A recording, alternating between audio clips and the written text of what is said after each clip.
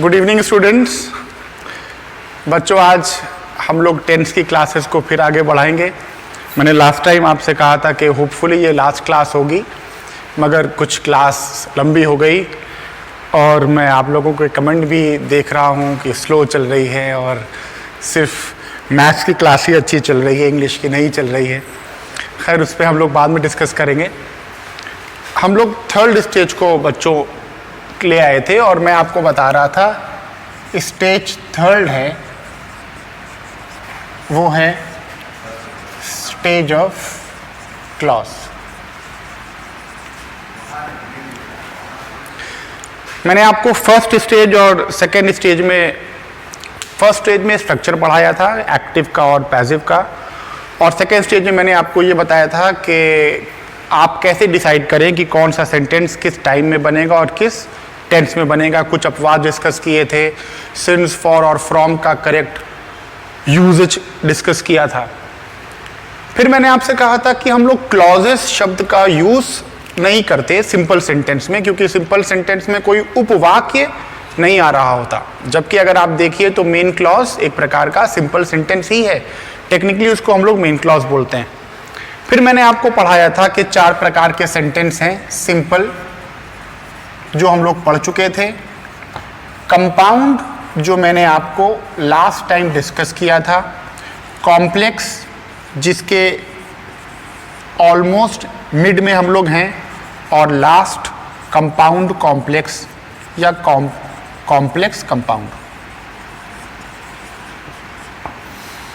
फिर मैंने आपको डिस्कस किया था कि कैसे मेन क्लॉज पहचानते हैं और कैसे सबऑर्डिनेट क्लॉज पहचानते हैं, और 2 ट्रिक बताई थी कि वाक्य का वो हिस्सा जो कंजंक्शन से जोड़ेगा वो सबऑर्डिनेट क्लॉज होगा अगर वो कॉम्प्लेक्स सेंटेंस की कैटेगरी में आया है 100% फाइन, और दूसरा हिस्सा मेन क्लॉज होगा। इस तरह से मैंने आपको कुछ ट्रिक भी बताया था। कंसेप्ट तो मैंने आपको बताया था कि वो हिस्सा जिसके पास सब्जेक्ट हो और वर्ब हो, क्लॉज में वर्ब होना जरूरी है बच्चों, सब्जेक्ट हो और वर्ब हो और मीनिंग कंप्लीट हो वो मेन क्लॉज, सब्जेक्ट वर्ब हो और मीनिंग कंप्लीट ना हो और वो मेन क्लॉज के ऊपर डिपेंडेंट हो तो वो हो जाएगा डिपेंडेंट क्लॉज या सबऑर्डिनेट क्लॉज। कंपाउंड सेंटेंस मैंने आपको डिस्कस किया था कि कंपाउंड सेंटेंस वो सेंटेंस है जो 2 या 2 से अधिक मेन क्लॉजेस का, सिंपल सेंटेंसेस का जोड़ होते हैं। इनको जोड़ने वाले कंजंक्शंस को कोऑर्डिनेटिंग कंजंक्शंस बोलते हैं। और इनमें आपको केवल किस बात का ध्यान रखना है कि जो क्लॉजेस हैं उनमें कोऑर्डिनेशन क्या है। अगर आपने ध्यान से सुना होगा तो मैंने आपसे कहा था क्योंकि उसमें सारे मेन क्लॉजेस होते हैं वो इंडिपेंडेंट होते हैं, किसी के ऊपर आश्रित नहीं होते, इसलिए कोई भी वाक्य कोई भी टाइम और टेंस में बन सकता है मगर कोई भी टाइम और टेंस में नहीं। ये जो कुछ एब्सर्ड सा सुनने में लग रहा है, इसको मैंने आपको समझाया था कि हो सकता है कि कोई एक मेन क्लॉज अपना अलग डिमांड कर रहा हो टाइम एंड टेंस की, और दूसरा मेन क्लॉज अलग टाइम एंड टेंस की डिमांड कर रहा हो। जिस चीज का ध्यान देना है कोऑर्डिनेशन का। फाइन, अभी हम लोग 2-4 क्वेश्चन करेंगे और क्वेश्चंस करेंगे। फाइन, तो आपको अंदाजा होगा कि कोऑर्डिनेशन, जैसे एक सेंटेंस दिमाग में आ रहा है, मैं आपको बताऊं। When we reached the hall,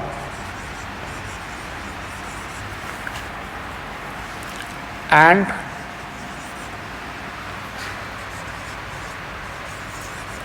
bought the tickets,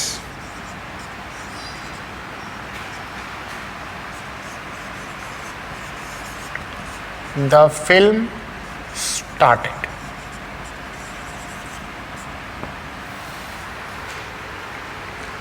पहला सेंटेंस ही स्टार्ट हो रहा है when से।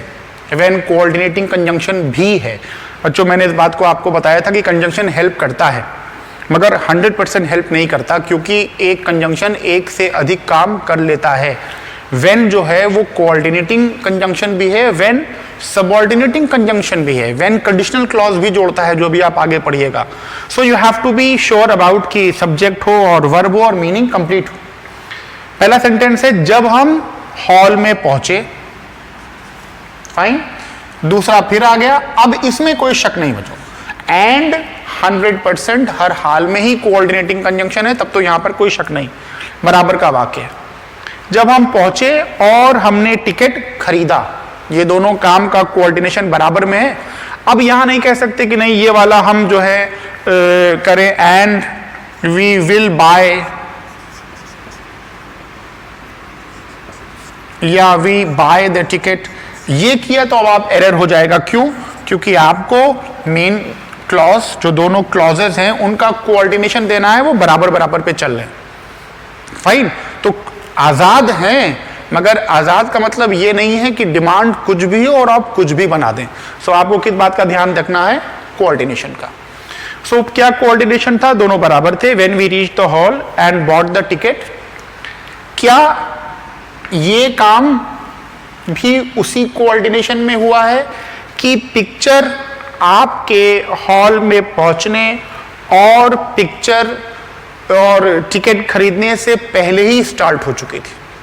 फाइन, तो ये कह रहा है कि जब हम हॉल में पहुंचे और हमने टिकट खरीदा तो पिक्चर स्टार्ट हो चुकी थी। अगर आप कहते थे उसके बाद पिक्चर स्टार्ट हुई, मान लीजिए आप कैसा रहा उसके बाद, तो आप बोलते थे and then the film started, and then the film started, तो हो जाता। फाइन, मगर यहां पर जो सीक्वेंस है वो ये कह रहा है कि ये स्टार्ट होने वाली क्रिया रीच और ब्रॉट के पहले ही समाप्त हो चुकी है। तो कोऑर्डिनेशन क्या है कि इस वाली क्रिया को, ये दोनों तो मैंने गलत बता ही दिया था, इस वाली क्रिया को आपको और पीछे लेकर जाना पड़ेगा।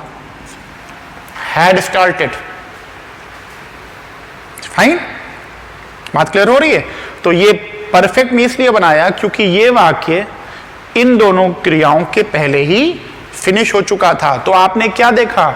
ये कंपाउंड सेंटेंस है, कोऑर्डिनेशन देखना बहुत इंपॉर्टेंट है ना। एक और सेंटेंस देखो,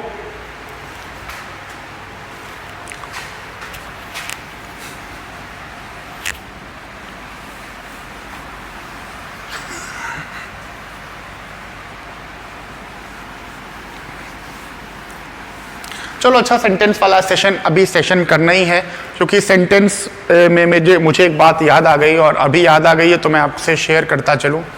बच्चों, टीचर से पूछने में आपको कोई प्रॉब्लम नहीं है, और मैं तो आपका इंटरेक्टिव सेशन लेते ही रहता हूं। लास्ट टाइम जब मैंने क्लास पढ़ाई तो एक स्टूडेंट ने ये कमेंट किया कि सर लास्ट नाइट वाले में आप सेंटेंस को पास्ट इंडेफिनिट में बनाएंगे कि पास्ट के परफेक्ट में बनाएंगे, ऐसा कुछ क्वेश्चन था, I don't remember very well.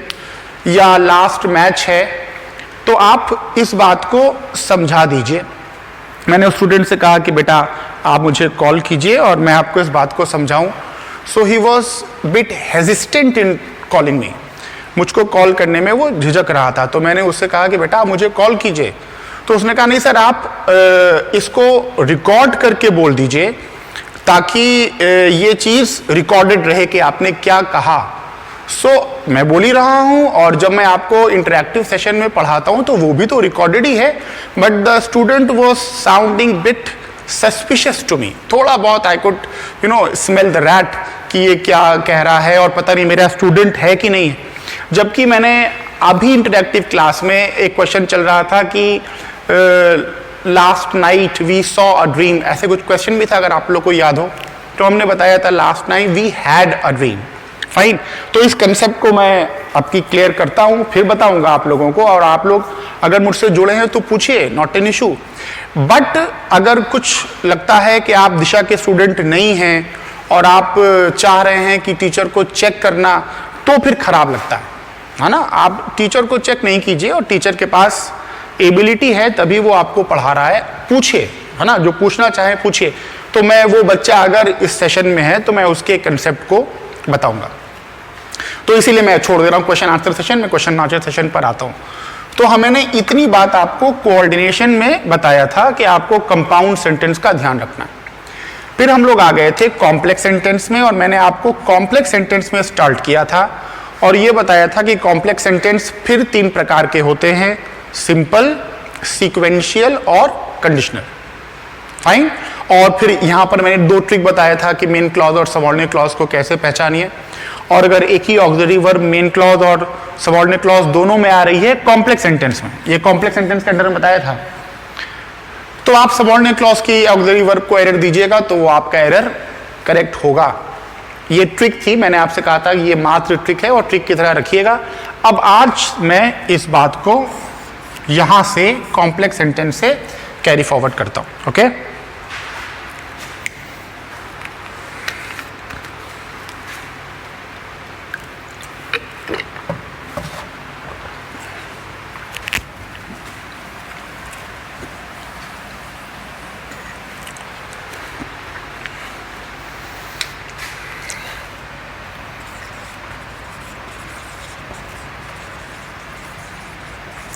Complex sentence. पहला सीक्वेंशियल, दूसरा कंडीशनल, तीसरा सिंपल। कॉम्प्लेक्स सेंटेंस यानी कि अगर एक मेन क्लॉज और एक सबऑर्डिनेट क्लॉज, फाइन, एक मेन क्लॉज और एक सबऑर्डिनेट, कम से कम अगर एक से अधिक मेन क्लॉज और सबऑर्डिनेट क्लॉज आ रहा है तो वो कंपाउंड कॉम्प्लेक्स है, जिसके बारे में भी हम डिस्कस करेंगे आपसे। Sequential, fine. तो हम लोग स्टार्ट करते हैं सीक्वेंशियल से। आई होप आपने नोट डाउन कर लिया होगा।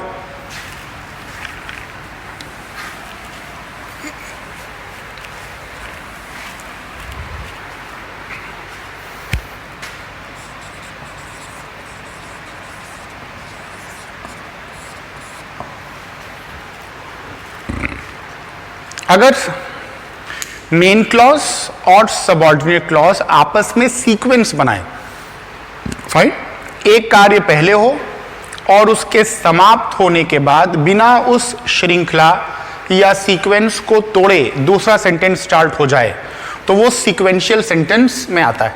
जैसे मैंने एग्जांपल आपको पहले दिया था और हर स्टूडेंट ने ये एग्जाम्पल पढ़ा होगा। मेरे आने से पहले ट्रेन जा चुकी थी। आप साफ साफ देख रहे हैं कि एक सेंटेंस नहीं है, एक से अधिक सेंटेंसेस का जोड़ है और ये हो गया कंजंक्शन। पूरा का पूरा सेंटेंस का टाइम क्या डिसाइड होना है, काम हो चुका है, फाइन। एक ही काम में यानी कि टाइम है पास्ट, उस टाइम में दो कार्य हो रहे हैं, एक आना और दूसरा जा चुकना, फाइन। जो कार्य पहले समाप्त हो चुका है वो परफेक्ट में बनेगा और जो कार्य बाद में हो रहा है वो इंडेफिनिट में बनेगा। The train had left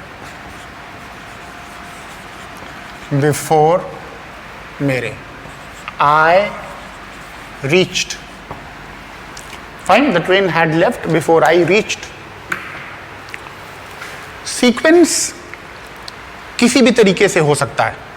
आपको इस बात का नहीं देखना है कि कौन सी चीज पहले लिखी है, कौन सी चीज बाद में लिखी है। आपको देखना है बच्चों कि कौन सा काम पहले हुआ है, कौन सा काम बाद में हुआ है। जैसे मैंने खाना खाया, जो मैंने पकाया था। फाइन, आप पहले सेंटेंस लिख रहे हैं मैंने खाना खाया, उसके बाद आ रहा है जो, relative clause, relative pronoun, relative conjunction, जो मैंने पकाया था। क्या साफ साफ नहीं है कि पकाने वाला कार्य खाने वाले कार्य से पहले हो चुका है, कंप्लीट हो चुका है? तो क्या होगा, I ate the food which I cooked बराबर कि विच आई हैड कुक्ड।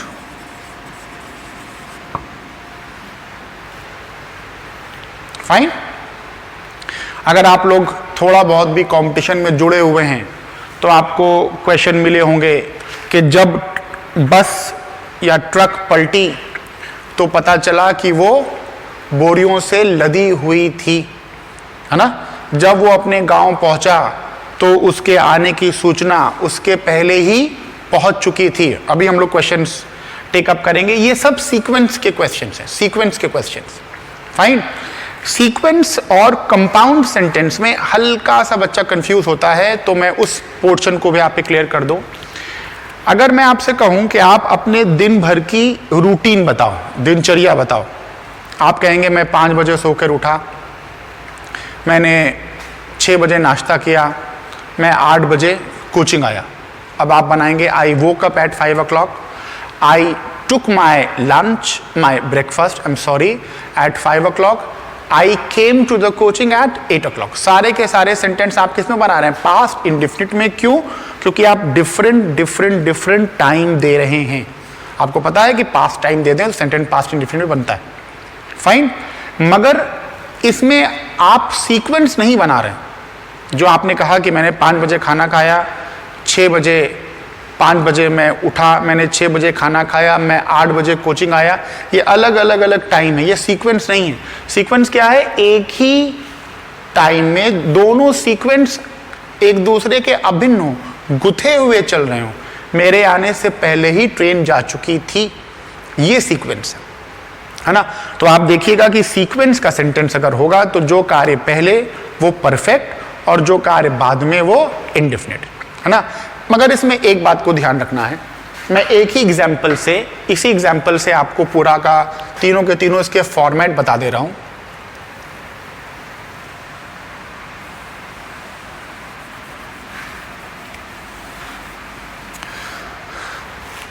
ये पूरा का पूरा सेंटेंस किसमें फ्रेम किया है मैंने? पास्ट में। तो जो कार्य पहले हो चुका है वो पास्ट के परफेक्ट में बना है, और जो कार्य बाद में हुआ है जिसके बाद आपको कोई सीक्वेंस नहीं मिला है, और जो एंड है जो कि प्रेजेंट, उसके बाद प्रेजेंट आ जाएगा, इसके बाद प्रेजेंट आ जाएगा, क्योंकि इसके बाद कोई श्रृंखला हमको मिली नहीं है।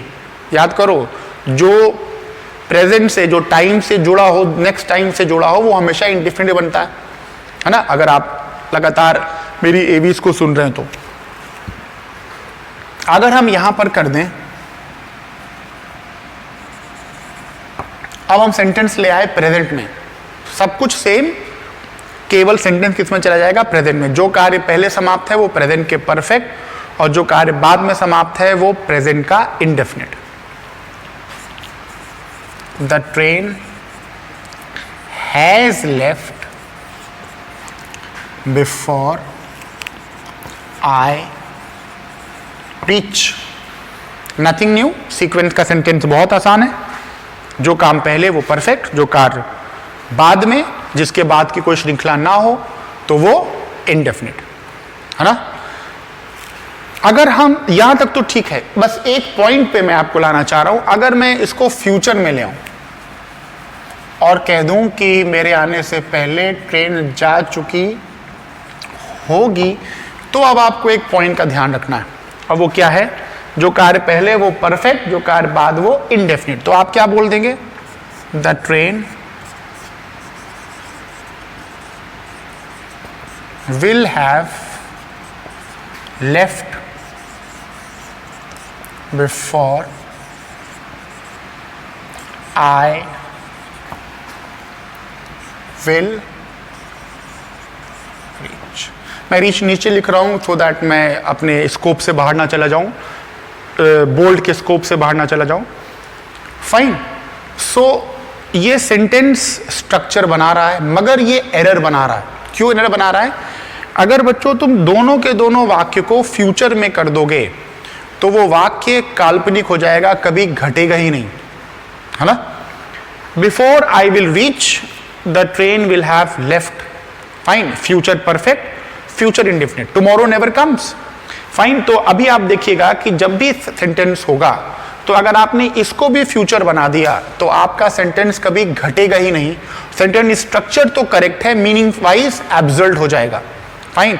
तो सीक्वेंस का सेंटेंस अगर बनेगा फ्यूचर का, तो जो कार्य पहले है वो तो फ्यूचर परफेक्ट में बनेगा, मगर जो कार्य बाद में है वो फ्यूचर परफेक्ट इंडेफिनिट में ना बनकर प्रेजेंट इंडेफिनिट बनेगा। बिफोर आई रीच, है ना। मैंने क्या लिखा था पहले, आई विल रीच। बस एक बात का ध्यान रखना है ना, सीक्वेंस के सेंटेंस में फ्यूचर में ध्यान रखना है कि अगर जो काम पहले हो गया है वो तो फ्यूचर के परफेक्ट में बनेगा, मगर जो कार्य बाद में हुआ है वो प्रेजेंट के इंडेफिनिट में बनता है। क्यों बनता है?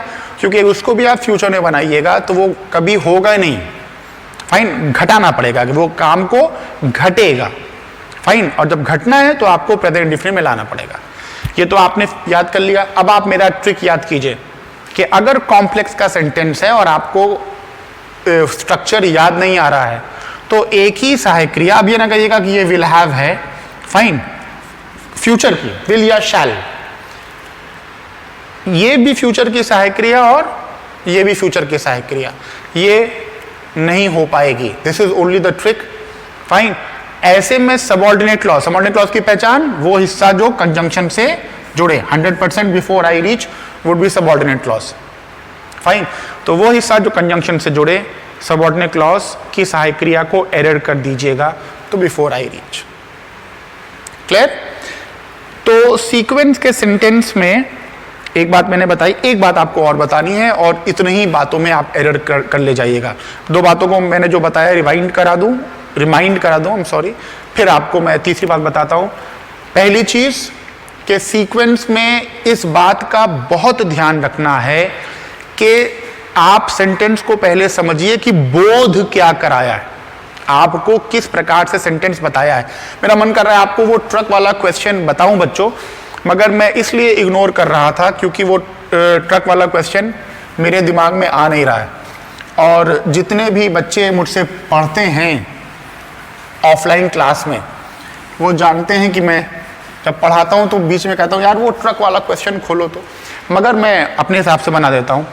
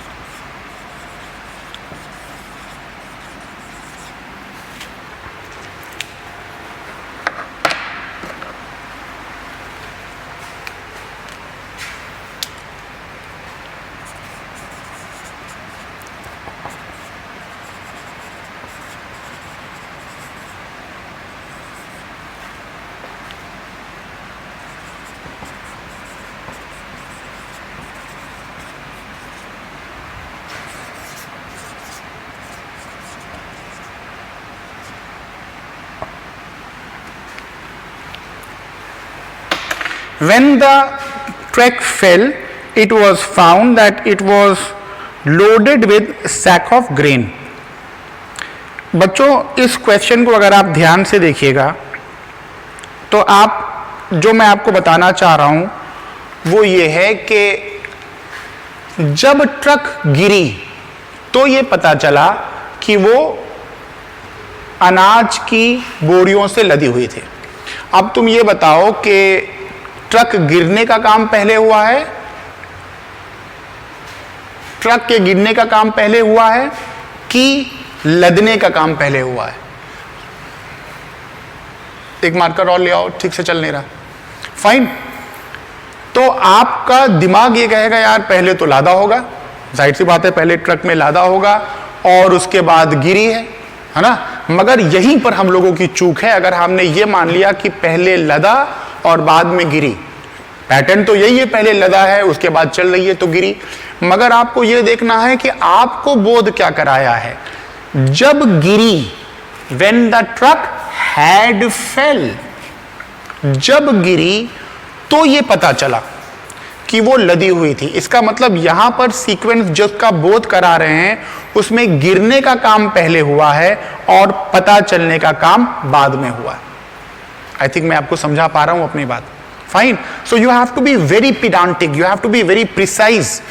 इस बात को देखना है कि बोध क्या करा रहा है, अपना दिमाग नहीं लगाना है। जाहिर सी बात है, पहले हवा भी भराई होगी, पहले डीजल भी भराया होगा, but these things are never mentioned.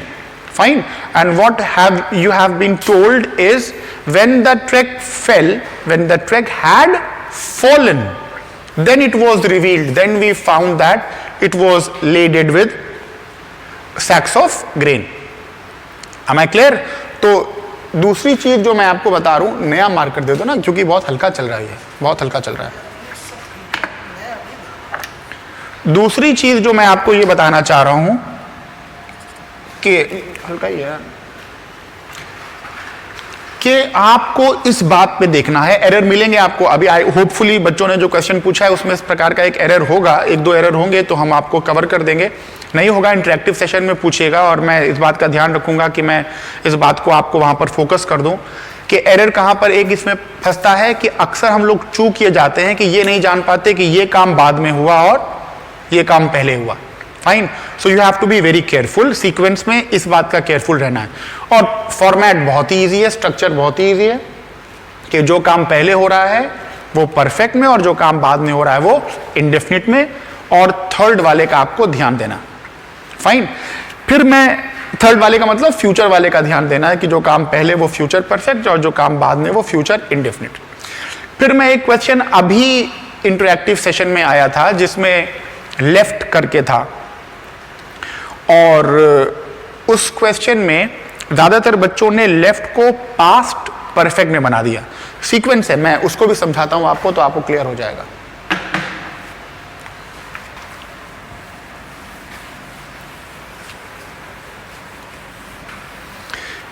इस सीक्वेंस वाले में एक एक्सेप्शन नहीं है, आप एक एड ऑन कह सकते हैं। एक्सेप्शन नहीं कह सकते, एक एड ऑन कह सकते हैं।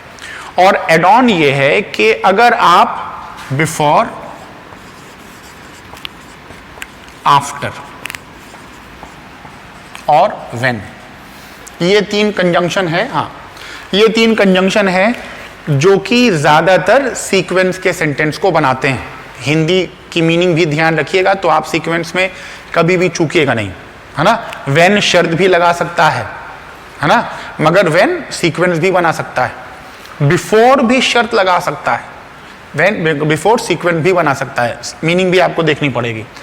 मगर इसके अलावा बहुत से कंजंक्शंस हैं जो सीक्वेंस बना सकते हैं। कंजंक्शन ही ना लगाओ, केवल कॉमा लगा दो और दोनों सेंटेंस में एक कार्य पहले समाप्त हो रहा है दूसरा कार्य बाद में हो रहा है, तो आपको सीक्वेंस का फॉर्मेट देना ही पड़ेगा।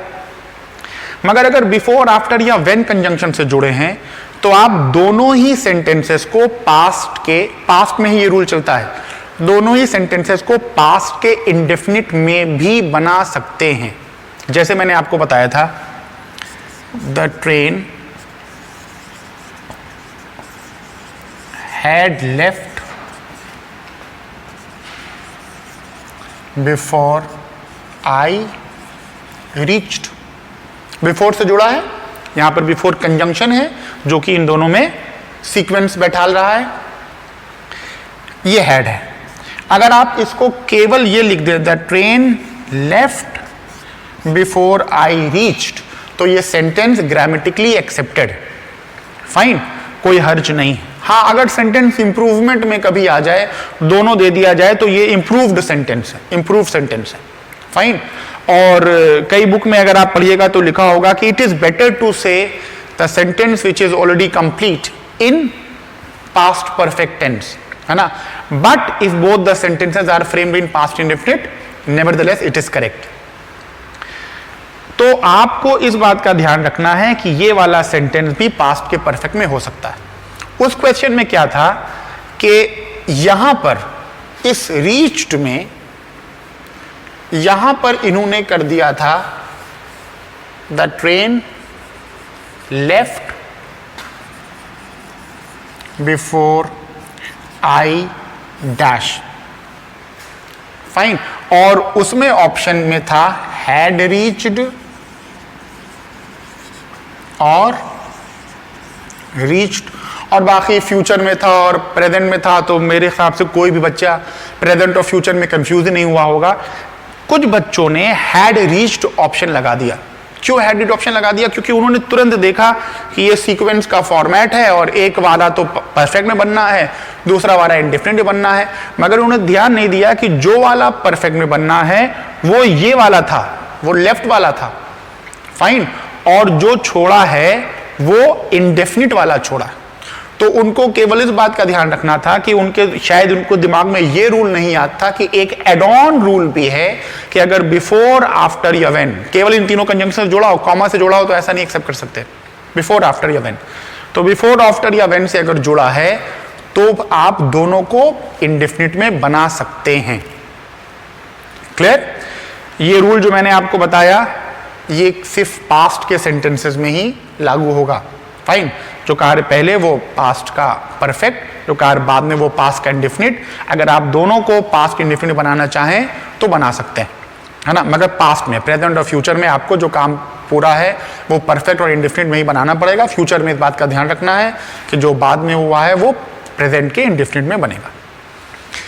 इतना ही है सीक्वेंस, फाइन, और बाकी आपकी प्रैक्टिस।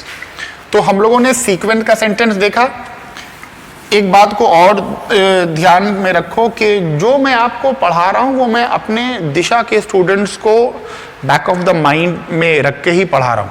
अगर कोई स्टूडेंट है जो हमसे पहले नहीं पढ़ा है या दिशा का स्टूडेंट नहीं रहा है, कनेक्ट नहीं हो पा रहा है बहुत ज़्यादा, और उसको लग रहा है कि जल्दी पढ़ा रहे हैं और स्लो पढ़ा रहे हैं, मैथ सर की तरह नहीं पढ़ा रहे हैं, या जीएस और इंग्लिश स्लो चल रही है, फाइन।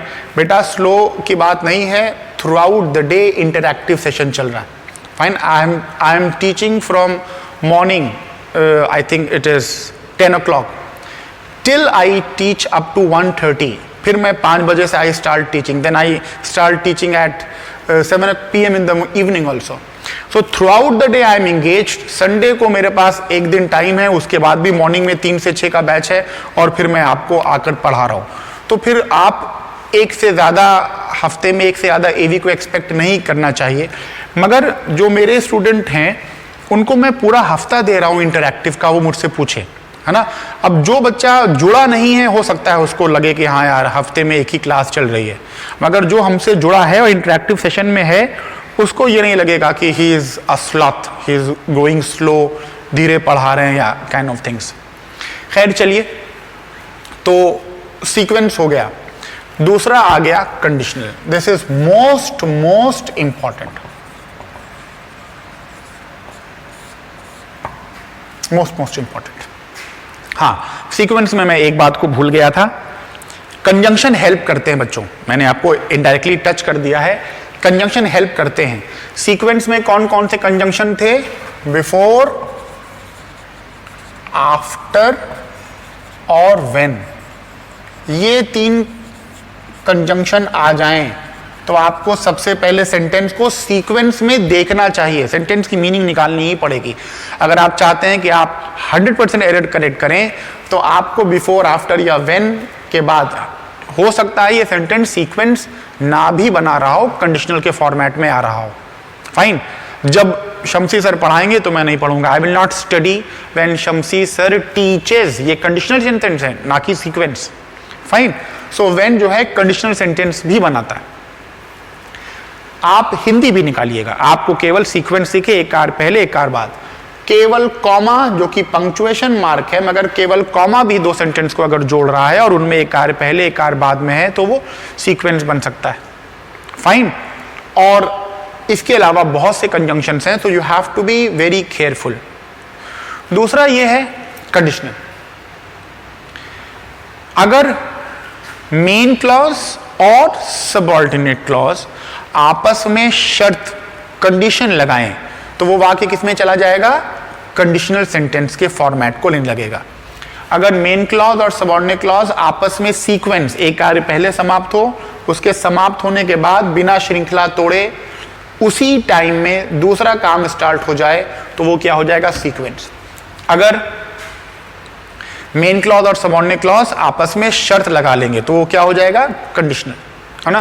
कौन कौन से कंजंक्शन, ज्यादातर इफ हैड कंजंक्शन का काम भी करता है और पास्ट परफेक्ट की सहायक की ऑक्सिलरी वर्ब भी है। Unless, until, if had, unless, until ज्यादातर क्या बनाते हैं बच्चों, कंडीशनल। मगर मैंने अभी आपसे बताया कि आपको केवल कंजंक्शन से हेल्प नहीं लेनी। Conjunction is a great help, undoubtedly it is a great help, मगर सिर्फ कंजंक्शन से नहीं हेल्प लीजिएगा, इसमें मिक्स कंडीशनल के कंसेप्ट भी आते हैं।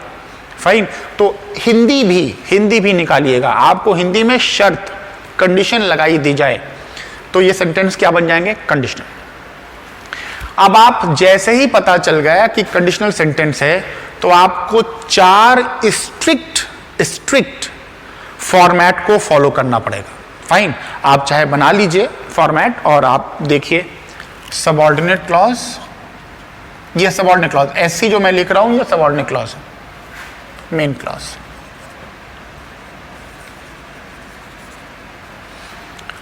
मैंने आपसे इससे पहले बता दिया मेन क्लॉज और सबऑर्डिनेट क्लॉज को छांटने का तरीका।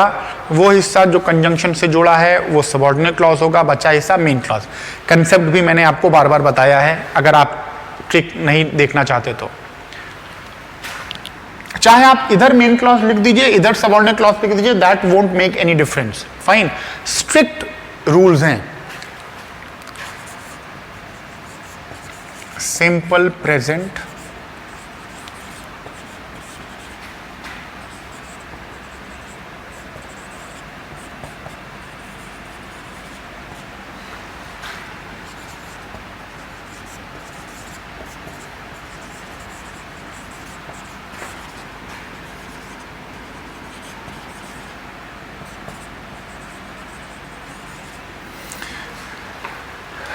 सिंपल प्रेजेंट का सिंपल फ्यूचर, सिंपल प्रेजेंट का सिंपल प्रेजेंट। अगर आप इसमें मोडेल का यूज करना चाहें, मॉडल्स का यूज करना चाहें तो आप कर सकते हैं। मॉडल में आप अगर कहिएगा, वैसे मैं इसके बाद तो नाउन को स्टार्ट करने की कोशिश करूंगा, मगर पढ़ा होगा आपने मॉडल, छोटा सा टॉपिक है। तो फ्यूचर में आप जानते ही होंगे कि आप मॉडल की फर्स्ट फॉर्म का यूज करते हैं। तो अगर आप उसको और ज्यादा क्लियर लिखना चाहें तो मॉडल की फर्स्ट फॉर्म, और सिंपल में भी क्या होता है, मॉडल की फर्स्ट फॉर्म। जैसे फ्यूचर में आप क्या लगाते हैं, विल, शैल, मगर अगर आप संभावनाओं का मॉडल इस्तेमाल करते हैं तो फ्यूचर में क्या इस्तेमाल होगा, मे, है ना, कैन। फाइन, शुड फ्यूचर में स्टार्ट हो सकता है, यूज हो सकता है। सो सिंपल प्रेजेंट का सिंपल फ्यूचर, और चाहे आप उसको मॉडल से बनाइए, मॉडल से बनाइएगा तो फर्स्ट फॉर्म से, अगर सेंटेंस में एटीट्यूड से बना रहे हैं। सिंपल प्रेजेंट में भी मॉडल का फर्स्ट फॉर्म लगता है। सिंपल पास्ट, वुड या शुड या मॉडल की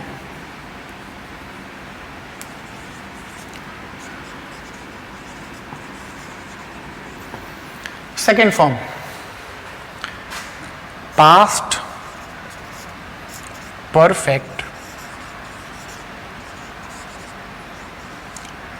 वुड हैव या शुड हैव, या फिर model second form plus have. Fine,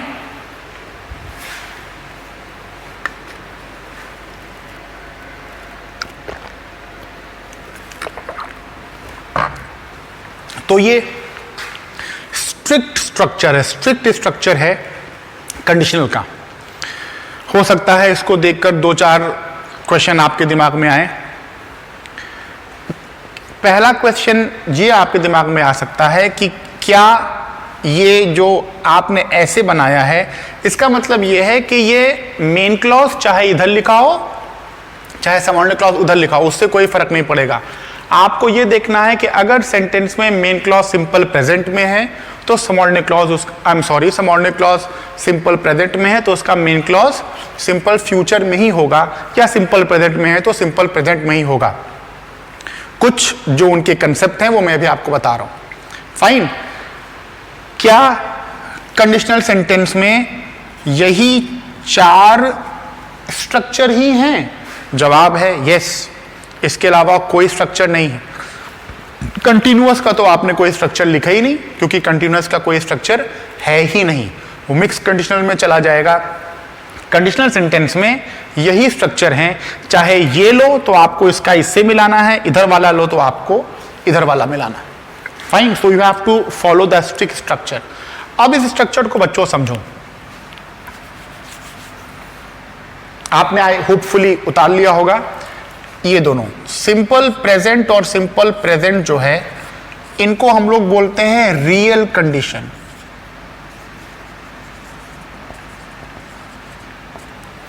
चार कंडीशन है, सिंपल प्रेजेंट और सिंपल प्रेजेंट के जो 2 कंडीशंस हैं इनको हम लोग बोलते हैं रियल कंडीशन।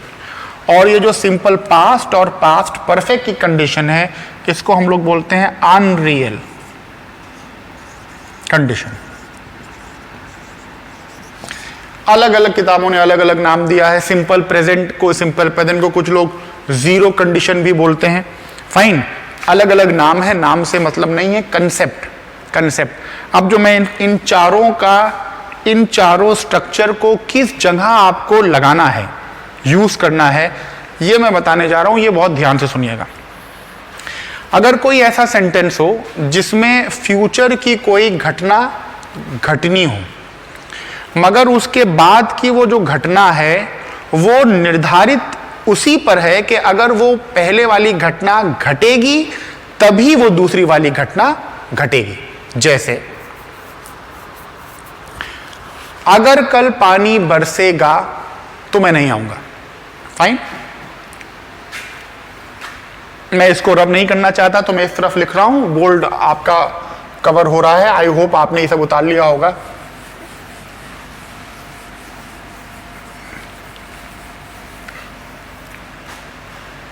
पहले मैं अलग अलग आपको बना रहा हूं, अलग अलग लिख रहा हूं ताकि मैं आपको समझाने में मुझे आसानी हो। मैं कल नहीं आऊंगा,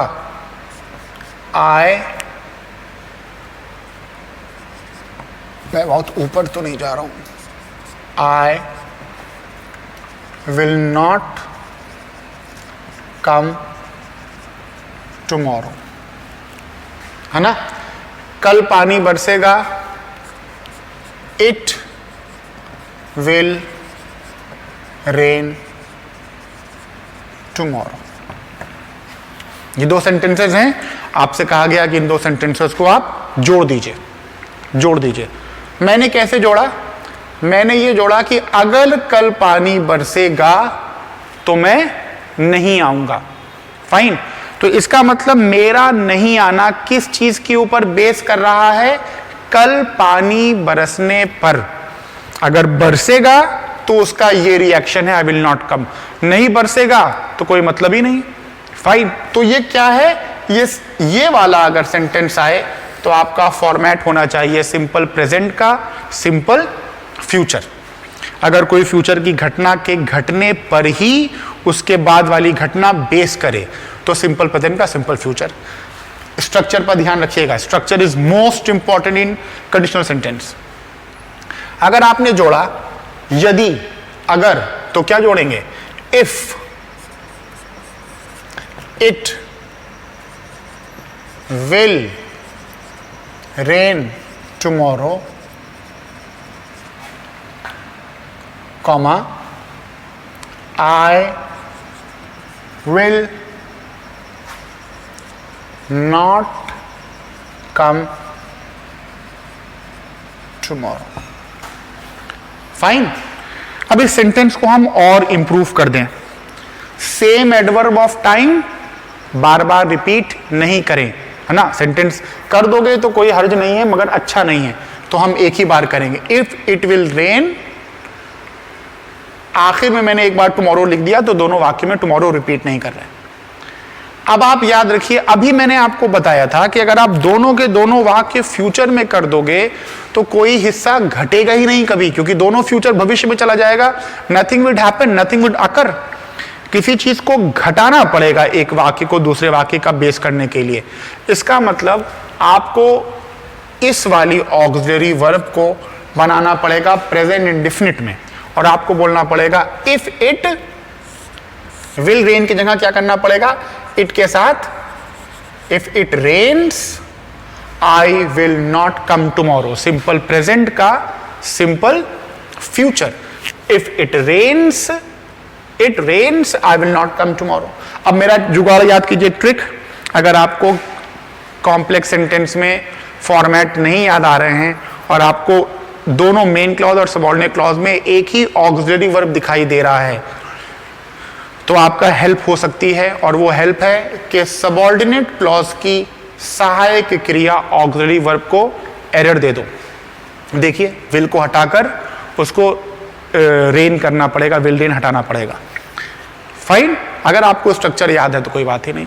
मेन क्लॉज और सबऑर्डिनेट क्लॉज को पहचानने का तरीका, वो हिस्सा जो कंजंक्शन से जुड़ा है वो सबऑर्डिनेट क्लॉज। इस सेंटेंस में if it rains subordinate clause है, I will not come tomorrow main clause. I hope मैं आपको समझा लिया।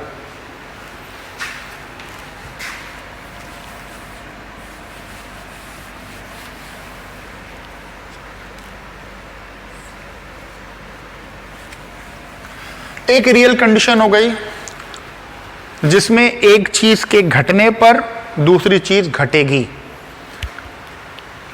दूसरा सिंपल प्रेजेंट का सिंपल प्रेजेंट, इसमें आपको ध्यान रखना है कि एक चीज के घटने पर घटने वाला बात नहीं है। किसी चीज के घटने पर दूसरी चीज जो घटती है वो यूनिवर्सल ट्रुथ के लेवल की है, वही होता ही है और कुछ हो ही नहीं सकता। क्या ऐसी कोई शर्त है कि अगर कल पानी बरसेगा तो मैं नहीं आऊं? क्या ये यूनिवर्सल ट्रूथ है? बहुत कुछ हो सकता है पानी बरसे और मैं आ जाऊं, फाइन। मगर अगर मैं तुमसे कहूं कि अगर तुम पानी को गरमाओगे तो वो उबल जाएगा, अगर तुम पानी को गरमाओगे तो तुम उबल जाएगा, तो क्या ये दोनों जो आपस में बना रहे हैं शर्त, ये यूनिवर्सल ट्रूथ के लेवल पर नहीं लेके जा रहे हैं?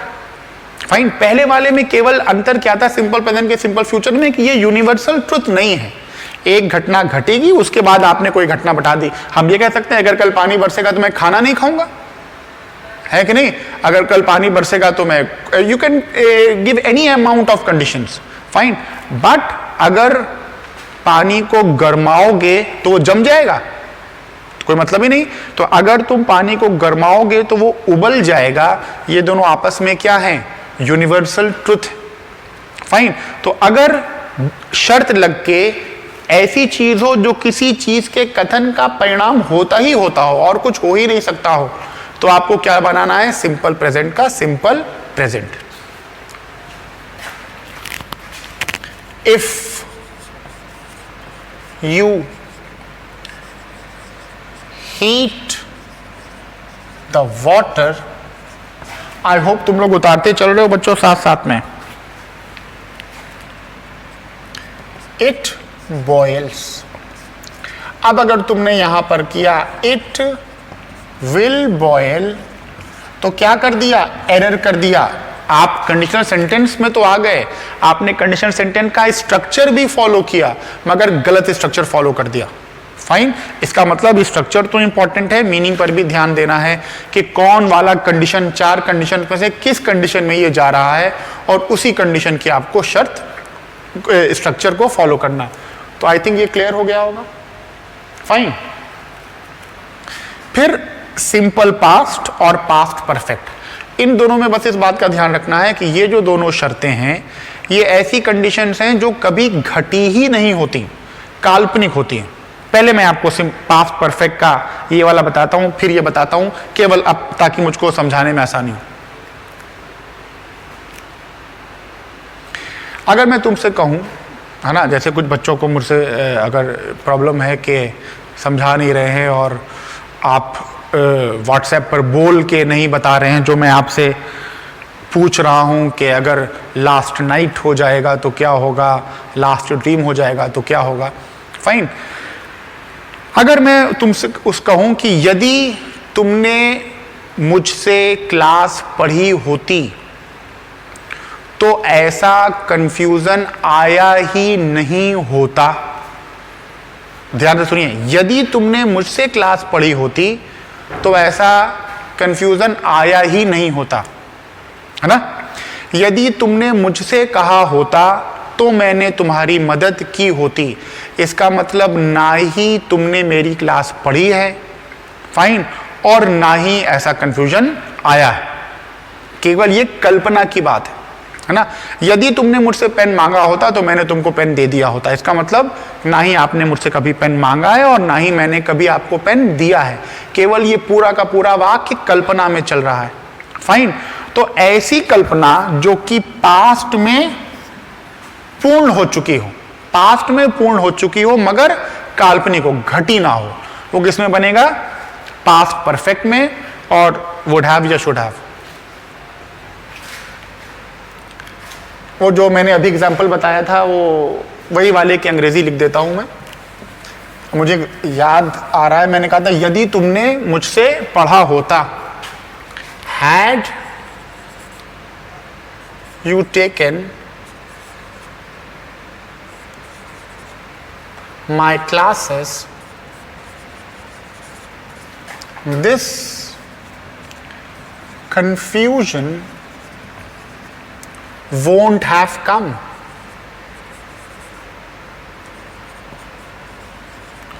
won't would not का शॉर्ट फॉर्म है,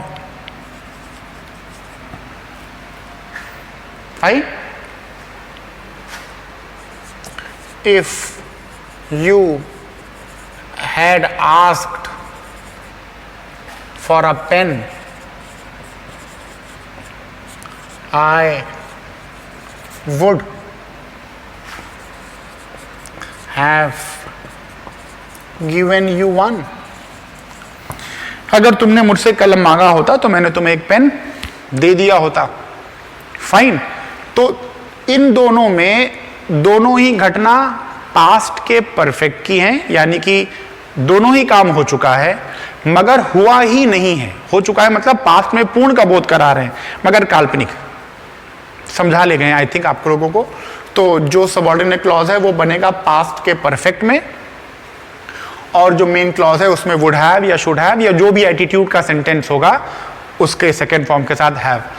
एक चीज जो मैंने सेंटेंस बना दिया उसमें मैं एक पॉइंट आपको और समझा दूं, होप ये इत्तेफाक से ऐसा सेंटेंस दोनों बन गया। एक सेंटेंस में मैंने इफ क्लॉज लगाकर हैड को पास्ट परफेक्ट की सहायक क्रिया की तरह इस्तेमाल किया। एक सेंटेंस में मैंने हैड को सहायक क्रिया की तरह भी इस्तेमाल कर लिया और हैड को ही मैंने कंजंक्शन की तरह भी इस्तेमाल कर लिया। क्या ये दोनों ही तरीके करेक्ट हैं? दोनों तरीके से आप बना सकते हैं, मगर अगर आपको सेंटेंस इंप्रूवमेंट में आ जाए और ये आ जाए कि इन दोनों में से कौन सा तरीका बेटर है, तो जो आपका कंडेंस्ड फॉर्म है, यानी कि ऐसा तरीका जो कि एक ही काम से, एक ही पार्ट ऑफ स्पीच से पास्ट परफेक्ट का भी काम ले रहा है और कंजंक्शन का काम भी ले रहा है, वो बेटर स्ट्रक्चर है। This is not a wrong structure, only this is a better structure than this structure, fine. So both of them are accepted, this is a better structure. इसको भी कर सकते हैं had you asked for a pen, ये भी कर सकते हैं, ये बेटर स्ट्रक्चर हो जाएगा, फाइन। एक बात और ध्यान आ गई तो मैं आपको बताता चलूं इसी खंड में। एक और चीज है शुड।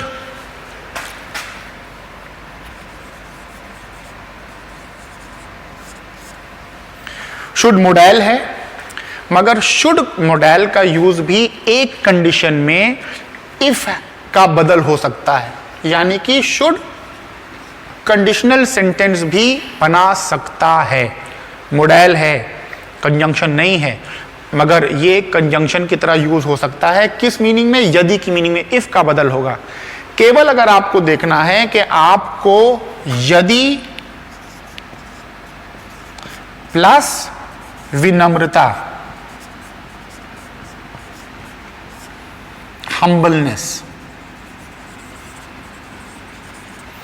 अगर आपको सेंटेंस में हम्बलनेस लानी हो तो आप इफ की प्लेस पर शुड मॉडल का यूज करके कंडीशनल फॉर्मेट बनाइए, वो सही होगा। जैसे मान लो मैं ऐसा कह रहा हूं, मान लो I am just giving you for the example sake, nothing personal, nothing intentional. If you have not paid your fees, है ना, if you had not paid your fees your admission would be cancelled. Fine. So अगर मैंने ये कह दिया कि if you didn't pay your fee your admission would be cancel. Fine. If you have not paid your fees your admission would be cancelled. Fine. ये if जो है ये क्या है, यहां पर हम्बलनेस नहीं रख रहा है ना। मगर अगर आपको कहना है कि ठीक है बेटा, अगर तुम अपनी फीस नहीं जमा करोगे तो हो सकता है तुम्हारा एडमिशन कैंसिल हो जाए, एटीट्यूड में हम्बलनेस लाना चाह रहे हो, तो आप केवल इफ के प्लेस पर शुड रख दो। फाइन। क्वेश्चन आया हुआ है, यदि मैं तुमको घर पर नहीं मिलूं तो ये पत्र मेरी मां को दे देना। तो ये काम अगर मैं तुमसे करा रहा हूं, मैं तुमसे कोई काम करा रहा हूं, तो विनम्रता से बोलूंगा कि एटीट्यूड में बोलूंगा, है ना, रूडनेस में नहीं बोलूंगा, विनम्रता से बोलूंगा। Should you find me absent kindly give the letter to my mother. Fine. अगर आप बोलते if you find me absent kindly give the letter to my mother, तो ये भी गलत हो जाएगा। यहां पर आपको इफ के प्लेस पर शुड लगाना है। Clear?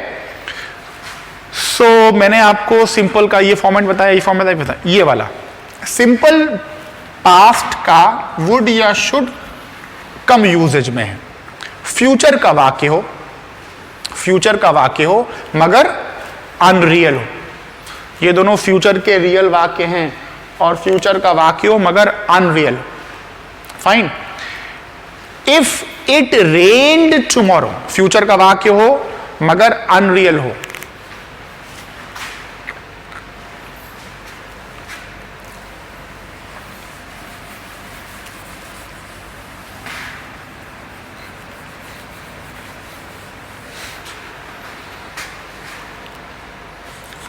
If it rained tomorrow, I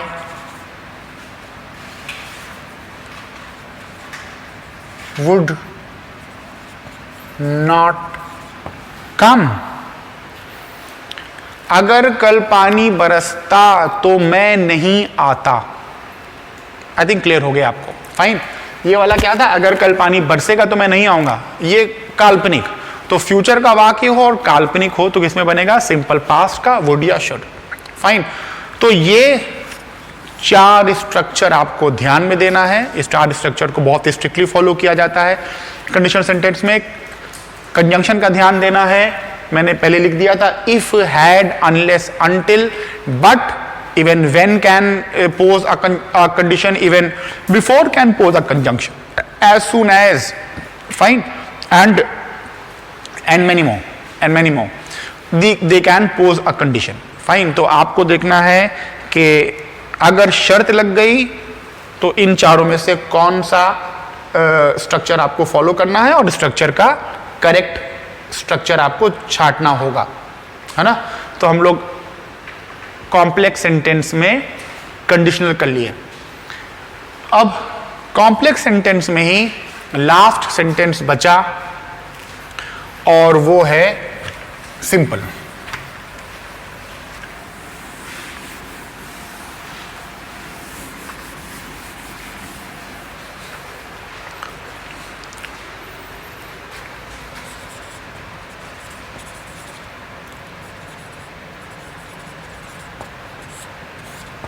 simple sentence. Fine. Excuse me,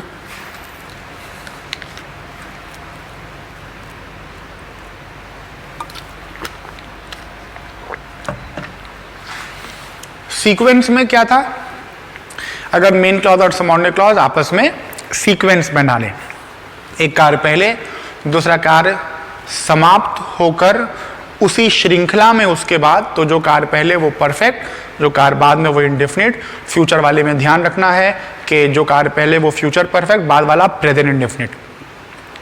बहुत प्रिसाइज में एक बात को ध्यान रखना है कि अक्सर इस प्रकार से सेंटेंस रखा जाता है कि हम लोग कंफ्यूज हो जाते हैं। हिंदी देखिए और ये देखिए कि सेंटेंस में क्या बोध कराया है। जब मैं कोचिंग पहुंचा तो मुझे पता चला कि अनुराग पहले ही पढ़ा के जा चुका है।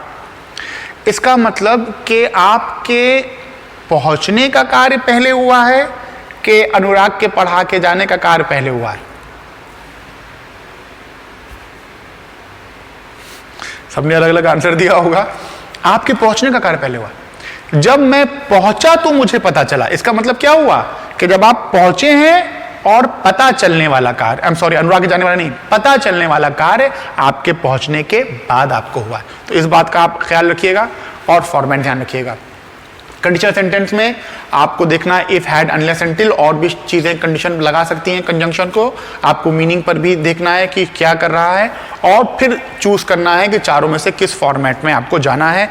एक चीज इसमें मिक्स कंडीशनल है जो मैं कोशिश करूंगा मैं अलग से टच करूं, क्योंकि मिक्स कंडीशनल और सब्जंक्टिव केस पढ़ाने में थोड़ा इंटरेस्टिंग है। मगर इंटरेस्टिंग तो है, मगर उन लोगों को ही पढ़ाया जा सकता है जिनको मैं जानता हूं कि मैं पढ़ा चुका हूं, है ना। Because I am not ready to take different kind of criticism कि ये नहीं समझ में आया, ये समझ में नहीं आया। तो समझने के लिए बेस भी होना चाहिए। फाइन, तो मैं थोड़ा सा बेस बना लूं, फिर मैं आपको सब्जंक्टिव केस भी पढ़ाऊंगा। मैंने नॉन फाइनाइट पहले पढ़ा दिया, फाइन, जबकि नॉन फाइनाइट का ये बेस था। होपफुली आप लोग झेल ले गए और आप लोगों ने किया, मगर तब हम लोग का स्पेक्ट्रम उतना वाइड नहीं था।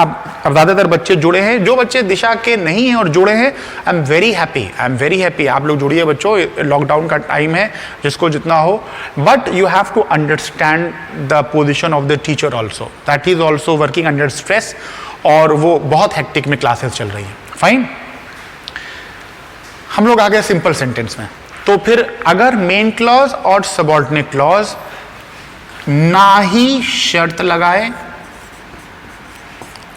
ना ही शर्त मतलब क्या हुआ, कंडीशनल का फॉर्मेट नहीं लगा सकते, और ना ही सीक्वेंस बनाए, यानी कि सीक्वेंशियल का फॉर्मेट नहीं लगा सकते, तो वो सेंटेंस किस में चला जाएगा, सिंपल सेंटेंस में चला जाएगा। सिंपल सेंटेंस मतलब ना ही शर्त लग रही हो, यानी कि कंडीशन के फॉर्मेट नहीं उसमें यूज करे जा सकते हो, और ना ही सीक्वेंस हो, यानी कि सीक्वेंस के फॉर्मेट यूज नहीं किए जा सकते हो। तो किस में चले जाएंगे, सिंपल में। सिंपल सेंटेंस का सबसे बढ़िया एग्जाम्पल डायरेक्ट इनडायरेक्ट है बच्चों, है ना। क्यों? क्योंकि जो सिंपल सेंटेंस का कंजंक्शन है वो सबसे ज्यादा कंजंक्शन क्या है, दैट। आप जानते ही हैं कि हम एसर्टिव सेंटेंस को दैट से जोड़ते हैं, इंट्रोगेटिव सेंटेंस को तो आप इफ या वेदर से भी जोड़ सकते हैं, है ना। और इंट्रोगेटिव सेंटेंस को आप ये भी जानते हैं कि अगर वो ऑक्सिलरी वर्ब से स्टार्ट ना हो तो वही interrogative word what, how, where, यही कंजंक्शन का काम करने लगते हैं। तो ये सब जो आ जाएंगे, है ना, जैसे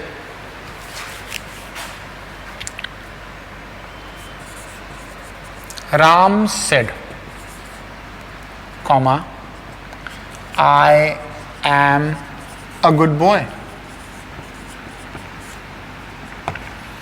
राम ने कहा कि मैं अच्छा लड़का हूं। अगर आप इसको टेक्निकली देखिए तो ये हो जाएगा रिपोर्टिंग वर्ब, ये हो जाएगा रिपोर्टिंग स्पीच, अगर हम इसको डायरेक्ट के फॉर्मेट में। मगर इसको हम इनडायरेक्ट कर दें और जोड़ दें कंजंक्शन से, तो क्या हो जाएगा, राम सेड, कॉमा हटाकर और डबल कोट्स हटाकर जोड़ने के लिए लगाया हमने ज्वाइंटर, यानी कि कंजंक्शन। आप जानते हैं कि आपको पर्सन को चेंज करना पड़ेगा, he was a good boy. क्या इस सेंटेंस में सीक्वेंस दिख रहा है? राम ने कहा कि वो एक अच्छा लड़का था, या राम ने कहा कि वो अच्छा लड़का है, सीक्वेंस दिख रहा है? कोई सीक्वेंस नहीं है। क्या आपको इन दोनों में कंडीशन दिख रही है, शर्त दिख रहा है? कोई कंडीशन भी नहीं है। तो ये स्ट्रक्चर आपका किसका चला जाएगा, सिंपल सेंटेंस का। फाइन, अब आप देखिए, अच्छा, इसमें एक और टेक्निकलिटी आप देखिए कि अगर मैंने आपको जो तरीका बताया है उसको आप फॉलो कीजिएगा तो आप आसानी से मेन क्लॉज और सबऑर्डिनेट क्लॉज पर पहुंच जाइएगा। फाइन। वाक्य का वो हिस्सा जो कंजंक्शन से जुड़ेगा वो क्या हो जाएगा? Subordinate clause. फाइन। बचा हुआ वाला हिस्सा मेन क्लॉज। अगर आप इस तरीके से नहीं देखिएगा और केवल और कंसेप्ट को देखिएगा बच्चों, तो आपको सिंपल सेंटेंस में मेन क्लॉज और सबऑर्डिनेट क्लॉज में मुश्किल हो जाएगी। फाइन। और आपको मानने में ये बात मुश्किल होगी कि केवल राम सेड मेन क्लॉज कैसे हो सकता है, मीनिंग ही नहीं क्लियर हो रही है। ये लंबी बहस है। Fine, and we don't have time to discuss all these things, but Ram said is a main clause, that he was a good boy is a subordinate clause. Clear? So अब main clause और subordinate clause आ जाए, यानी कि simple sentence आ जाए, तो उसका rule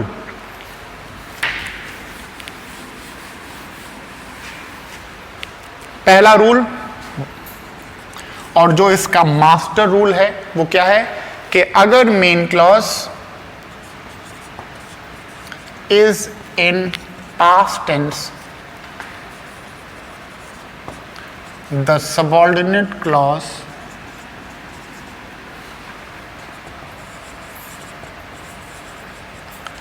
must be in past tense। या इसको और टेक्निकली अगर हम इसको करेक्ट बोलें तो must be in corresponding past।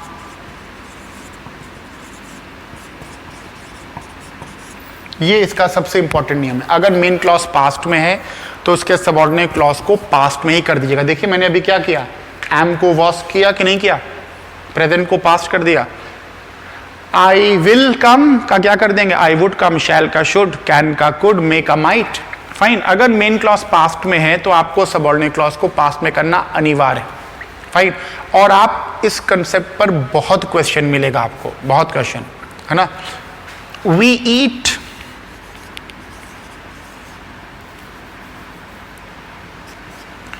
so that we may live। Fine. अगर हम इसको कर दें we ate, तो अब आपको क्या करना पड़ेगा, so that तो कंजंक्शन है, आपको may को क्या करना पड़ेगा, might। अगर मेन क्लॉज पास्ट में है तो सबऑर्डिनेट क्लॉज का पास्ट में होना अनिवार्य है। क्लियर? आपको मेन क्लॉज और सबऑर्डिनेट क्लॉज केवल पहचानना होगा और इस बात को देखना होगा। यही फॉर्मेट आपका डायरेक्ट का इनडायरेक्ट का है, आप लोग सब जानते हैं। मगर आप ये भी जानते होंगे कि डायरेक्ट इनडायरेक्ट में कुछ अपवाद हैं और वो अपवाद यहां पर एग्जिस्ट करते हैं। यहां पर बच्चों मन तो मेरा कर रहा है कि इसको थोड़ा और डिटेल कर दें, क्योंकि ये कंसेप्ट आपका डायरेक्ट इनडायरेक्ट में भी हेल्प करेगा, है ना। मगर आज मैं आपका क्वेश्चन आंसर सेशन भी लेकर आया हूं और क्वेश्चन आंसर सेशन को भी टेकअप करना है, टेंस के टेंसेस को फिनिश भी करना है।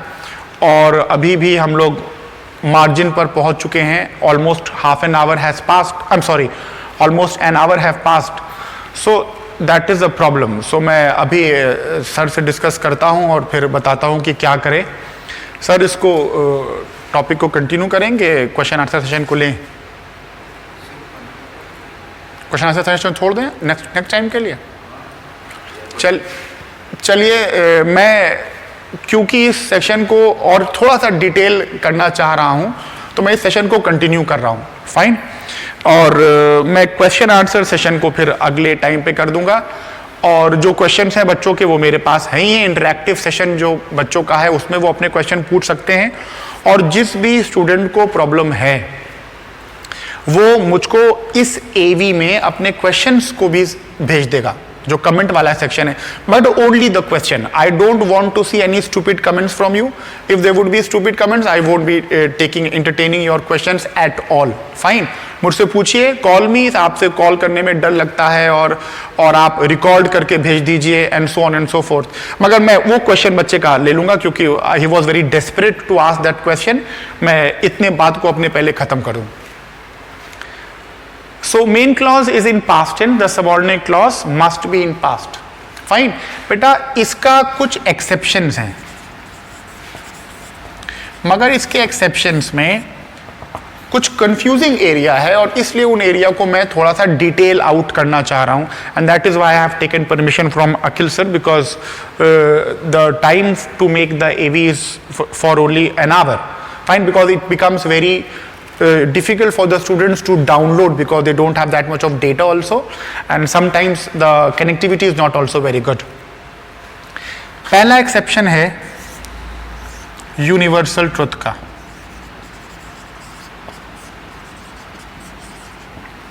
हर बच्चा जानता होगा, Ram said that the sun rose in the east ki rises in the east.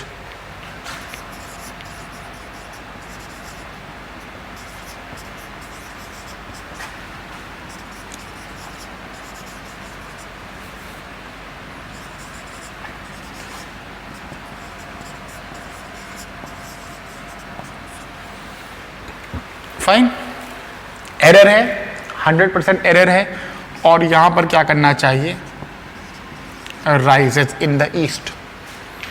Fine, और आपका अगर मेन क्लॉज पास्ट में ही क्यों ना हो, मगर अगर सबऑर्डिनेट क्लॉज में यूनिवर्सल ट्रुथ है तो उसका आप करस्पॉन्डिंग पास्ट नहीं करेंगे, उसके टेंस में चेंज नहीं करेंगे. ये बात अपनी जगह एकदम रॉक सॉलिड रॉक है और कोई प्रॉब्लम नहीं है. मगर एक क्वेश्चन फ्लोट है और पुराना क्वेश्चन है, कोई नया क्वेश्चन नहीं है. The science teacher said that, यही क्वेश्चन ही है बच्चों. The science teacher said that the sun rose in the east and the answer is no improvement. Fine, and this creates a confusion in the students. Wren Martin में एक चीज है, अगर आप रेन मार्टिन को डिटेल आउट करिएगा, हम लोगों के पास तो रेन मार्टिन जो आती है क्लास 9th और 10th के स्टैंडर्ड की, मगर अगर आप चीज़ों को देखिएगा तो उसमें यह है कि अगर कोई व्यक्ति किसी व्यक्ति को कोई बात बता रहा है, मगर इस तरीके से बता रहा है कि वो कोई घटना की तरह हो, ना कि यूनिवर्सल ट्रुथ की तरह. भाई, पहले तो हम लोगों को सबसे पहले ये पता था कि पृथ्वी चौकोर है, उसके बाद पता चला कि नहीं, पृथ्वी जो है वो अंडाकार है, और फिर वो ऊपर से और नीचे से हल्की हल्की चपटी है. And so on. हो सकता है कुछ दिन बाद, 10 साल बाद हमको पता चले नहीं, पृथ्वी तो ट्रेपीजियम शेप की है. Just giving the example. तो अगर आप किसी को सूचना दें कि यार शमसी सर ने मुझे कहा कि पृथ्वी तो ट्रेपीजियम शेप की है, तो this is not the universal truth, this is only the hypothesis. Fine.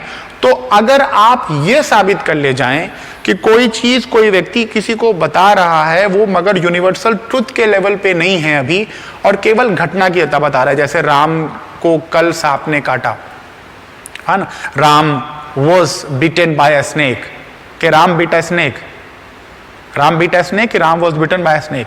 दोनों स्ट्रक्चर करेक्ट है, मगर पहला वाला मीनिंग से गड़बड़ हो जाएगा. सेंटेंस एक्टिव में बना दोगे तो राम सांप को काट लेगा. Fine, it has to be in passive. Ram was bitten by a snake. So ये एक घटना है और घटना बननी है पास्ट इंडेफिनिट में. क्योंकि वो क्वेश्चन में क्या आ गया, the science teacher told us that, science के टीचर ने ये कहा, तो फिर हम मान लेंगे क्योंकि वो साइंस की टीचर है और ये सब बातें तो ज्योग्राफी के अंडर में आती हैं, ब्ला ब्ला ब्ला, इसलिए इसको घटना के तौर पर एक्सेप्ट किया जा सकता है. और सेंटेंस पास्ट इंडेफिनिट में भी एक्सेप्टेबल है, 100% प्रेजेंट इंडेफिनिट में भी एक्सेप्टेबल है, मगर पास्ट इंडेफिनिट में भी एक्सेप्टेबल है. तो ये कुछ प्रॉब्लम है जो बच्चों को आती है कि यार यूनिवर्सल ट्रूथ होने के बावजूद भी इसको पास्ट इंडेफिनिट में कैसे मान रहे हैं और नो इंप्रूवमेंट दे रहे हैं. फाइन. सो 99.999% यूनिवर्सल ट्रूथ का टेंस चेंज नहीं होगा. क्लियर. मगर अगर इस प्रकार का कोई सेंटेंस है जो कि एक बहुत प्रचलित क्वेश्चन है जो साइंस टीचर टोल्ड वाला है. दूसरा, आई थिंक मैं आपको ये बात समझा पाया हूं. दूसरा जो क्वेश्चन है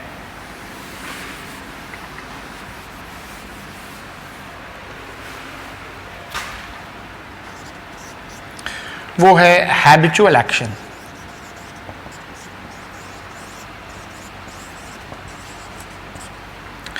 इसमें भी कंफ्यूजन है बच्चों को, इसीलिए मैंने टाइम लिया क्योंकि मैं इस सब बातों को आपको बताना चाह रहा हूँ, और जो बच्चे हम लोगों से कनेक्टेड नहीं हैं वो भी इन बात को जान जाएं और सच में समझने और उसकी कोशिश करें, तो हो सकता है मैं उनके लिए हेल्पफुल हो जाऊं।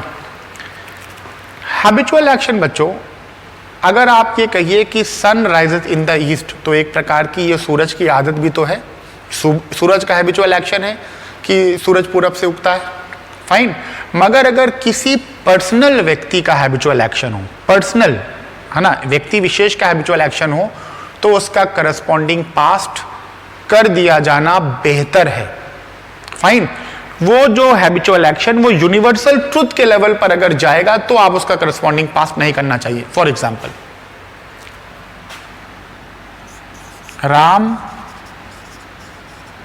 said that he takes exercise daily. के Ram said that he took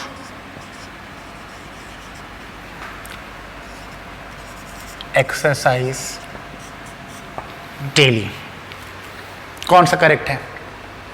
fine, ये वाला भी करेक्ट है, हैबिचुअल एक्शन है, आप इसको नहीं चेंज कीजिए, मगर ये वाला बेहतर है, दिस इज बेटर। अगर आपको दोनों मिल जाएगा ऑप्शन में, तो आपको टुक वाला ही देना चाहिए, और अगर इसमें टुक कर दिया है तो एरर नहीं देना चाहिए, फाइन। तो अगर पर्सनल किसी व्यक्ति विशेष की कोई आदत हो तो उसका करस्पॉन्डिंग पास्ट कर दिया जाना बेहतर माना जाता है, फाइन। मगर अगर कोई आदत यानी कि एक कम्युनिटी की आदत हो, या यूनिवर्सल ट्रुथ सूरज पूरब से उगता है इस तरीके की हो जाए, तब उसका करस्पॉन्डिंग पास्ट नहीं करना चाहिए, फाइन। तो ये हो गया universal truth, habitual action.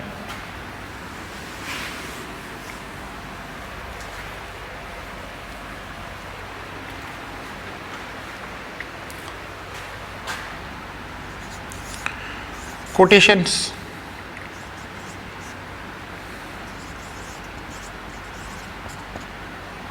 scientific laws,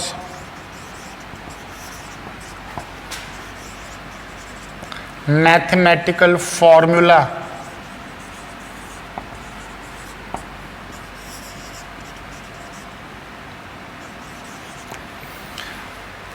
बच्चों साइंटिफिक लॉ और मैथमेटिकल फॉर्मूला ये एक प्रकार का यूनिवर्सल ट्रुथ ही है, ऐसी चीज जो हर समय और हर जगह सेम हो, होल्ड करेक्ट करती हो, है ना।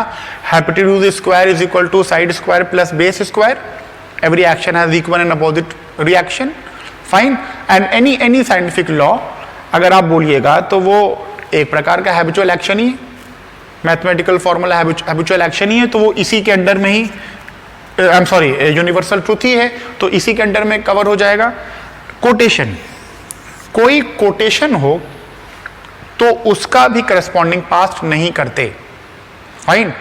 जैसा बोगे वैसा ही काटोगे, एज यू सो, है ना, बोने वाला सो है, so shall you reap, fine. अगर आप इसको मेन क्लॉज पास्ट में कर दो, Ram told us that as you sow, so shall you reap, ना सो का सेकेंड फॉर्म करेंगे, ना ही शैल का शुड करेंगे। क्लियर? इतनी बात क्लियर है?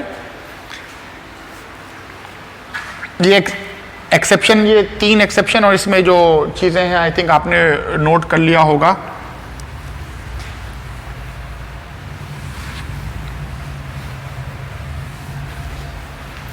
उसके बाद कुछ कंजंक्शंस हैं, जैसे कि दैन, जैसे कि वेयर, जैसे कि एज वेल एज, ये सब कुछ कंजंक्शन है। ये एडवर्ब ऑफ प्लेस है, ये आप जानते हैं कि कंपेयर करने के लिए यूज होता है। अगर ऐसे कंजंक्शंस आ जाएं तो भी आपको करस्पॉन्डिंग पास्ट करने की जरूरत नहीं होती, है ना। और सेंटेंस किसी भी टाइम और टेंस में बन सकता है जो उसकी डिमांड हो।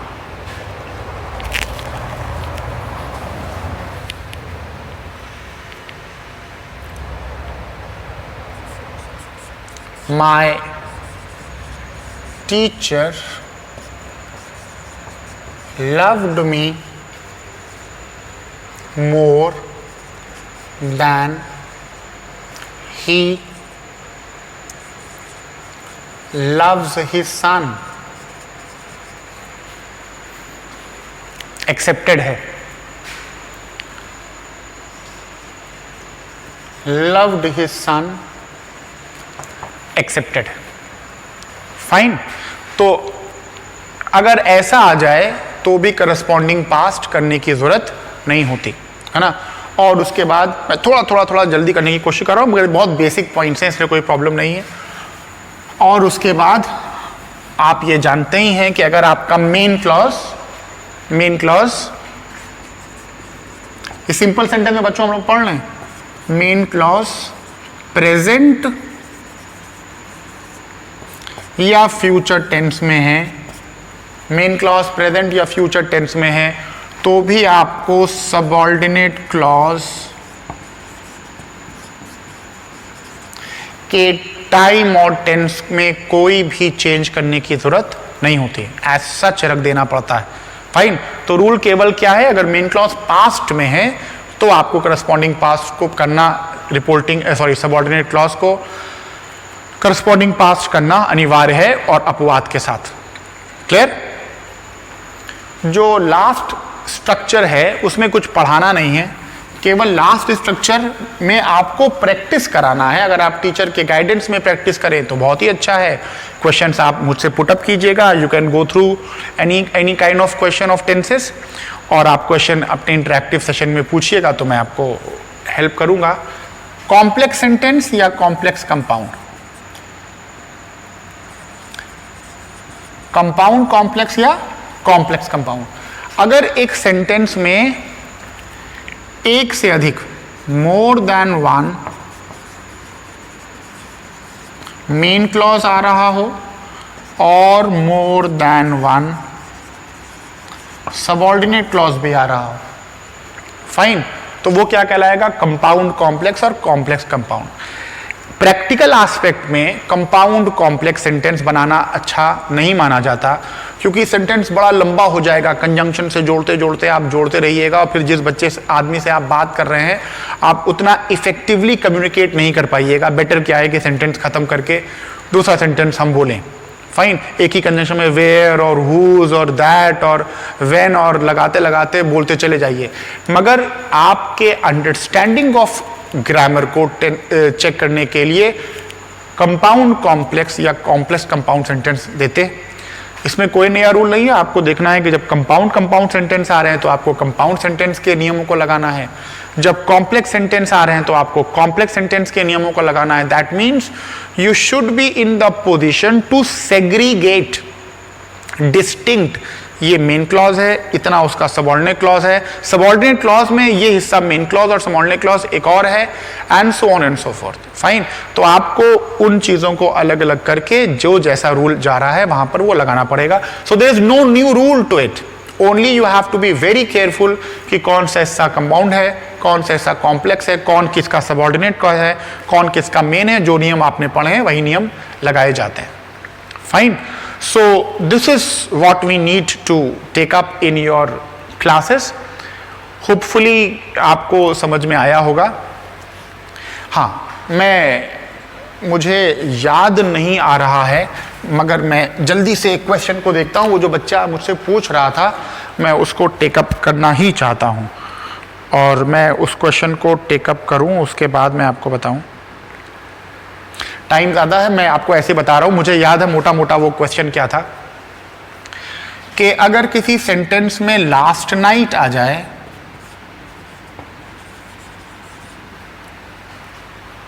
तो वो सेंटेंस पास्ट इंडेफिनिट में बनेगा कि पास्ट परफेक्ट में बनेगा.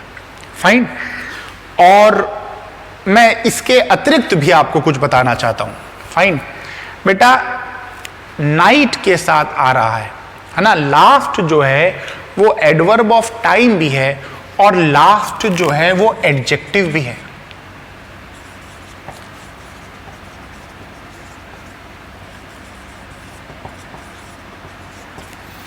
लास्ट जो है वो डिटर्मिनर एडजेक्टिव भी है। आपने कहा सर मुझे पेन दे दिए, मैंने कहा I am sorry dear this is the last pen that I have. Last pen adverb of time है लास्ट, कि यहां पर पेन की व्याख्या है कि वो अंतिम है। फाइन। सो अगर ये लास्ट पेन है, लास्ट मैच है, तो ये उस अपवाद में नहीं जाएगा और सेंटेंस पास्ट के परफेक्ट में बनेगा। I had lost the last match, last match. Fine. मगर लास्ट नाइट जो है वो एडवर्ब ऑफ टाइम हो सकता है। क्वेश्चन है I had a dream last night. ये यहां पर हैड जो है ना बेटा, ये वर्ब की सेकेंड फॉर्म ही है, वर्ब की सेकेंड फॉर्म ही है। फाइन। हैव होना second form had, third form had. क्योंकि अगर ये हैड तुम उसको पास्ट परफेक्ट बनाओगे ना, तो आपको हैड के बाद फिर एक मेन वर्ब भी चाहिए होगा, तब जाकर ये हैड पास्ट का परफेक्ट माना जाएगा, है ना। तो केवल हैड। क्लियर। तो यहां पर जो लास्ट है नाइट के साथ, ये सेंटेंस में नाइट क्योंकि समय भी बता सकता है, नाइट क्योंकि समय भी बता सकता है, इसलिए ये सेंटेंस को पास के इंडेफिनिट में ही रखता है। मगर लास्ट मैच अगर आ जाए, लास्ट पेन आ जाए, लास्ट स्कूल आ जाए, तो फिर ये एडवर्ब ऑफ टाइम नहीं है। और वो जो एरर की जिसकी आप बात कर रहे हैं, वो क्या कह रहा है, अगर किसी सेंटेंस में एडवर्ब ऑफ टाइम आ जाए, last year, last week, last month, तो 101% आपका सेंटेंस पास्ट इंडेफिनिट में चलेगा। एक बात और मैं आपको बताता चलूं, ये जो एक्सेप्शन है ना, ये वाला एक्सेप्शन, ये एक्सेप्शन कंपाउंड सेंटेंस में यूज नहीं होगा। अगर एक से अधिक सेंटेंस हो जाए, मान लो अगर मैंने कह दिया कि कल रात मेरे आने से पहले ट्रेन जा चुकी थी, तो आप कहिएगा सर इसमें तो कल रात हो गया, तब तो जो सेंटेंस पास्ट परफेक्ट है उसको भी इंडेफिनिट बना देंगे। नहीं, ये सेंटेंस सिर्फ सिंपल में है। आप बोलेंगे yesterday the train had gone before I reached, यहां पर हैड लगाएंगे। फाइन। तो ये सेंटेंस कंपाउंड में भी यूज नहीं होता, ये अपवाद, सॉरी, और ये अपवाद इसमें इस्तेमाल होता है। फाइन। और जो भी स्टूडेंट, जो भी बच्चा है, वो बेटा मुझसे आप फोन कीजिए और मैं I will talk to you and I will try to make you more clear about the concept if you want to ask me.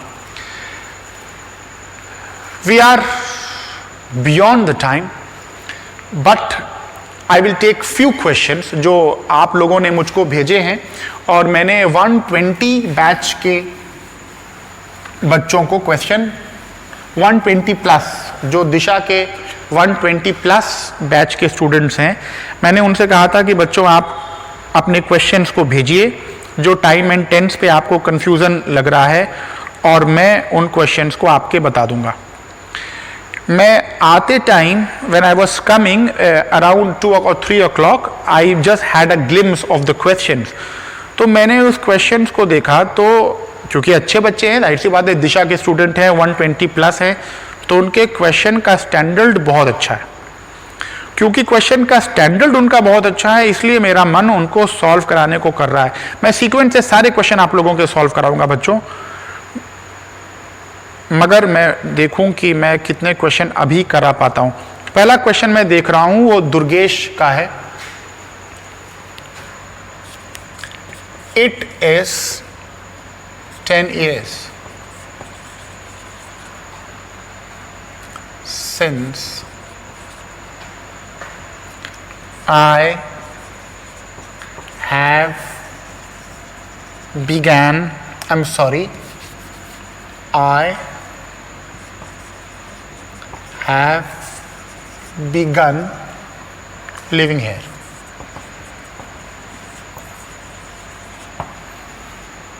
Fine. It is last question. It is 10 years since I have begun living here. Format एकदम correct है।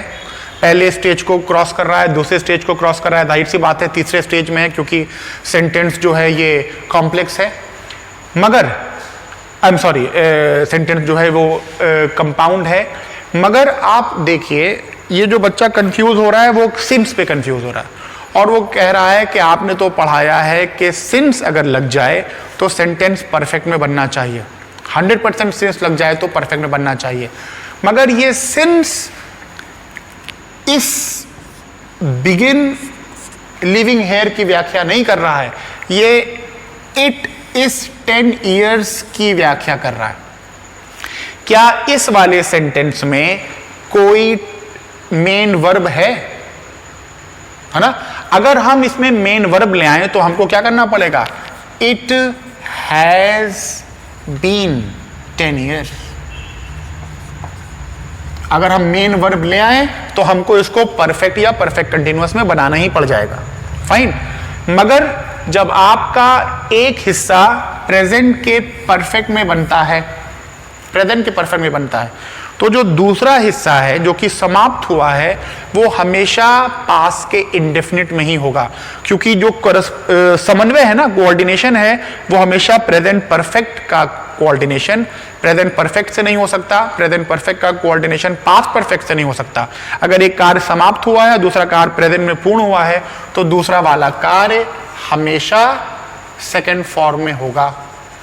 तो अंग्रेजी होगी it is 10 years since I began, जब से मैंने रहना शुरू किया 10 साल हो गए हैं। इट हैज बीन कर दो या इट इज कर दिया तो आपने टेंसी हटा दिया, फाइन। तो बच्चों मैं सारे क्वेश्चन तुम लोगों को देखा हूं, बड़े इंटरेस्टिंग क्वेश्चन है। अपने इंटरेक्टिव सेशन में भी तुम इसको टेकअप कर सकते हो, और आप जो ये एवी है इसके बाद भी अपने क्वेश्चन दे सकते हैं, तो मैं उनको जोल डाउन कर लूंगा और अपने नेक्स्ट सेशन में स्टार्ट करूंगा। मैं आपको ये बता दूं कि मैं जो अपना नेक्स्ट टॉपिक स्टार्ट करूंगा वो होगा नाउन, फाइन।